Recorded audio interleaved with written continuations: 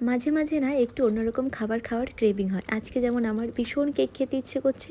তো আমি জানি না এরকম তোমাদেরও হয় কিনা, আমার মানে ভীষণই পরিমাণে কেক খেতে ইচ্ছে করছে। এবার কেক যে বানাবো, কেক বানাতে কিন্তু অনেক কিছুই লাগে, বাট আমার ঘরে তেমন কিছুই নেই, আর না আশেপাশের দোকানে তেমন কিছু আমি পাবো। এবার কি করলাম, হট করে দোকানে গিয়ে অনেকগুলো অরিও বিস্কুট কিনে নিয়ে আসলাম।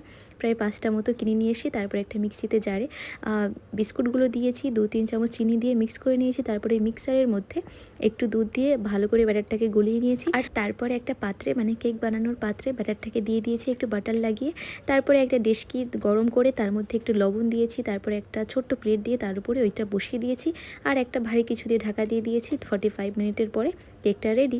আর এই কেকটা খেতে ভীষণ ভালো হয়েছিল। তো কেকটা অনেকটা ফুলেছিল, বাট আমি সেটা দেখাতে পারলাম না, কারণ আমি বন্ধ করে দিয়ে গেছিলাম। মানে স্নান করেছিলাম, ঠাকুরকে খেতে দিয়েছিলাম, সেই কারণে ফোলাটা আর দেখাতে পারলাম না। বাট এটাই দেখো, অন্য কোনো দিন যে পুরো ফুলে যায় সেটাও দেখাবো। আর এই কেকটা ভীষণ ভালো করে খেতে হয়েছে, কী আর বলবো, এখনই জিভে আমার জল আসছে। তো তোমরা কে কী এরকম কেক পছন্দ করো খেতে, কমেন্ট করে জানিও। টাটা।